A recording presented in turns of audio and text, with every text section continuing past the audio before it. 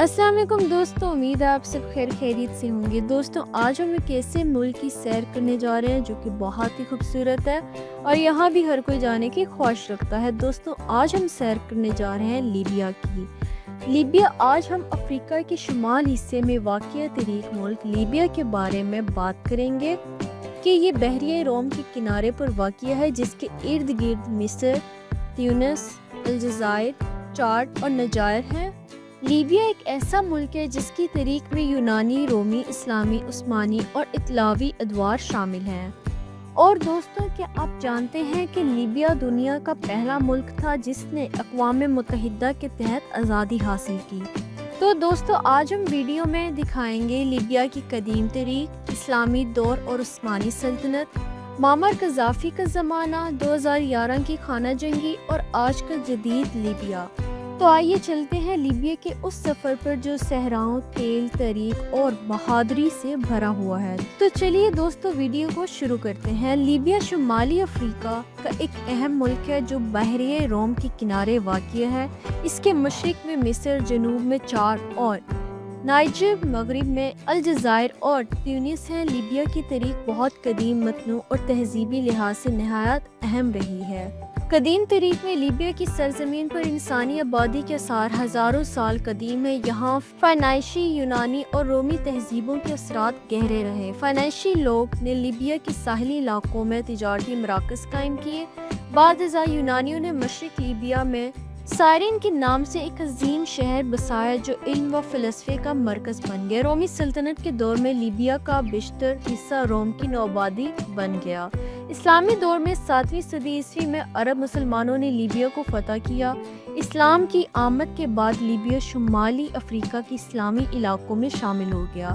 یہاں عربی زبان اور اسلامی ثقافت نے گہری جڑیں پکڑیں۔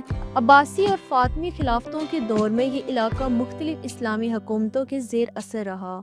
عثمانی سلطنت کا دور 15ویں صدی کے اختتام پر عثمانی ترکوں نے لیبیا پر قبضہ کر لیا۔ لیبیا تقریباً 4 صدیوں تک عثمانی سلطنت کا حصہ رہا، البتہ مختلف قبائل کو اندرونی خود مختاری حاصل رہی۔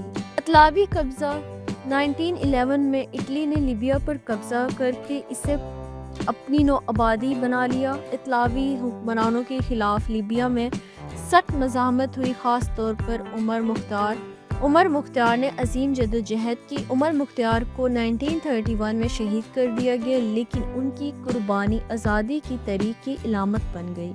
آزادی دوسری جنگ عظیم کے بعد اٹلی کو شکست ہوئی اور 1951 میں لیبیا کو آزادی ملی۔ بادشاہ ادریسل سنوسی لیبیا کے پہلے بادشاہ بنے۔ یہ دنیا کا پہلا ملک تھا جس نے اقوام متحدہ کے تحت آزادی حاصل کی۔ قذافی دور میں 1965 میں کرنل معمر قذافی نے بادشاہت ختم کر کے اقتدار سنبھالا۔ انہوں نے انقلاب الفتح کے ذریعے سوشلسٹ نظام اور گرین بک کے اصول متعارف کرائے۔ قذافی نے تیل کے وسائل کو قومی ملکیت قرار دیا اور لیبیا کو معاشی طور پر مضبوط کیا، مگر سیاسی طور پر سخت گیر حکمرانی کی۔ 2011 کی خانہ جنگی عرب بہار کے دوران 2011 میں قذافی کے خلاف عوامی تحریک اٹھی۔ قذافی کی حکومت کا خاتمہ ہوا اور وہ قتل کر دیے گئے۔ اس کے بعد سے لیبیا میں سیاسی عدم استحکام اور خانہ جنگی جاری رہی۔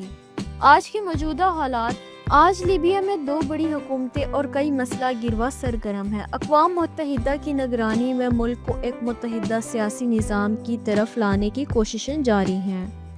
اور دوستو، لیبیا کا طرز زندگی اس کی عرب، افریقی اور اسلامی روایت کا حسین امتزاج ہے۔ زیادہ تر لوگ مسلمان ہیں اور اسلامی اقدار روزمرہ زندگی میں گہرائی سے رچی بسی ہیں۔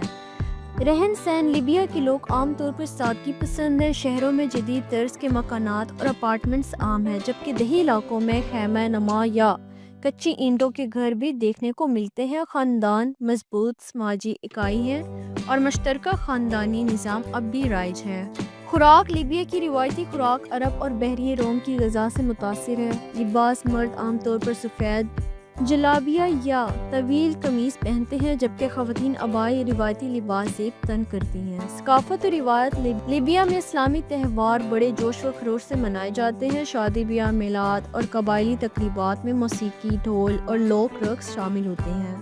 مہمان نوازی کو لیبیا کی پہچان سمجھا جاتا ہے، یہاں آنے والے مہمان کو اللہ کی رحمت تصور کیا جاتا ہے۔ جدید طرز زندگی میں طرابلس اور بنغازی جیسے بڑے شہروں میں جدید زندگی کے تمام پہلو موجود ہیں، شاپنگ مالز، کیفے، یونیورسٹیاں اور تیل کی صنعت سے جڑی اعلیٰ تنخواہیں والی نوکریاں۔ تاہم سیاسی عدم استحکام کی وجہ سے عام شہریوں کی زندگی میں کچھ مشکلات بھی ہیں۔ لوگ لیبیا کی آبادی تقریباً 70 لاکھ کے قریب ہے، جس میں زیادہ تر عرب اور بربر نسل کے لوگ شامل ہیں۔ یہ لوگ مہمان نواز، محنتی اور مذہبی مزاج رکھتے ہیں۔ تقریباً 97% آبادی مسلمان ہے اور عربی یہاں کی سرکاری زبان ہے۔ شہری آبادی زیادہ تر طرابلس، بنغازی، مسرتہ اور صبا جیسے بڑے شہروں میں رہتی ہے۔ لیبیا کے لوگ اپنے قبائلی رشتوں کو بہت اہمیت دیتے ہیں اور خاندان سماجی زندگی کا مرکز ہوتا ہے۔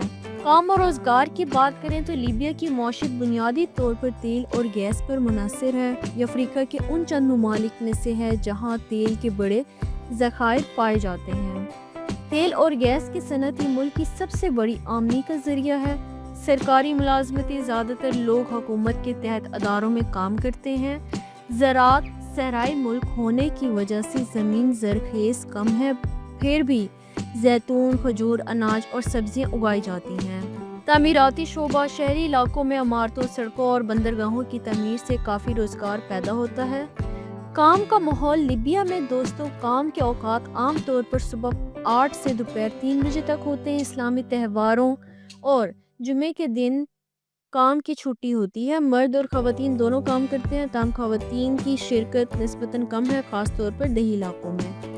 دوستو، تعلیم کی یہاں بات کریں تو تعلیمی نظام لیبیا میں تعلیم کو ہمیشہ سے قومی ترقی کا اہم ستون سمجھا گیا ہے۔ آزادی کے بعد سے حکومت نے تعلیم کو مفت اور لازمی قرار دیا، جس کی وجہ سے شرح خواندگی میں نمایاں اضافہ ہوا۔ پرائمری سے لے کر یونیورسٹی تک سرکاری تعلیمی ادارے زیادہ تر طرابلس، بنغازی، مسرتہ اور صبا میں قائم ہیں۔ عربی زبان ذریعہ تعلیم ہے، جبکہ اعلیٰ تعلیم میں انگریزی اور فرانسیسی بھی پڑھائی جاتی ہے۔ غیر ملکی طلباء کے لیے افریقہ اور عرب ممالک سے بہت سے طلباء اسلامی اسٹڈیز اور میڈیکل سائنس کے لیے لیبیا آتے ہیں۔ یہاں تعلیم کا معیار بہتر ہے، مگر سیاسی حالات اور انفراسٹرکچر کے مسائل کی وجہ سے کچھ مشکلات پیش آتی ہیں۔ لیبیا کے مشہور مقامات کون سے ہیں دوستو؟ لیبیا کے مشہور مقامات: ٹریپولی لیبیا کا دارالحکومت اور سب سے بڑا شہر ہے۔ یہ شہر بحیرہ روم کے کنارے آباد ہے اور اپنے قدیم عربی قلعوں، بازاروں اور مساجد کے لیے مشہور ہے۔ بنغازی لیبیا کا دوسرا بڑا شہر ہے اور مشرقی حصے کا ثقافتی و تعلیمی مرکز سمجھا جاتا ہے۔ لیپکس میگنا، یہ لیبیا کا سب سے مشہور قدیم رومی شہر ہے جو طرابلس کے مشرق میں واقع ہے۔ صبا، جنوبی لیبیا کا ایک اہم شہر جو صحرا کے وسط میں واقع ہے۔ دیرنا، بحیرہ روم کے کنارے پر واقع ایک خوبصورت ساحلی شہر۔ لیبیان ڈیزرٹ دنیا کے سب سے بڑے ریگستانی علاقوں میں سے ایک ہے۔ دوستو، یہ تھے لیبیا کے مشہور مقامات۔ لیبیا اپنی قدیم تاریخ، اسلامی ورثے، رومی کھنڈرات اور صحرائی حسن کی وجہ سے ایک دلکش سیاحتی ملک ہے۔ یہ ملک تاریخی لحاظ سے اتنا مالا مال ہے کہ اسے افریقہ کا چھپا ہوا خزانہ کہا جاتا ہے۔ اگرچہ حالیہ سیاسی حالات کی وجہ سے سیاحت محدود ہے، مگر جو لوگ یہاں آتے ہیں وہ اس سرزمین کے قدرتی حسن اور تاریخی مقامات سے بہت متاثر ہوتے ہیں۔ اگر ویزے کی بات کریں تو لیبیا ایک تاریخی مگر نسبتاً کم وزٹ کیا جانے والا ملک ہے۔ غیر ملکی شہریوں کے لیے لیبیا کا سفر ویزا کے بغیر ممکن نہیں اور ویزا کے حصول کے لیے مخصوص شرائط اور منظوری درکار ہوتی ہے۔ ویزا کی اقسام کی اگر ہم بات کریں تو سیاحتی ویزا، کاروباری visa, work visa, study visa, ان میں آپ بآسانی ویزا حاصل کر سکتے ہیں۔ دوستو، امن کے قیام کے بعد لیبیا کا ویزا نظام دوبارہ فعال اور آسان ہونے کی توقع ہے تاکہ دنیا بھر کے لوگ اس تاریخی ملک کے ثقافتی، صحرائی اور تاریخی خزانوں سے لطف اندوز ہو سکیں۔ تو امید ہے کہ میری آج کی ویڈیو آپ کو اچھی لگی ہوگی۔ نیکسٹ ویڈیو کے لیے اجازت دیں، تب تک کے لیے اللہ حافظ۔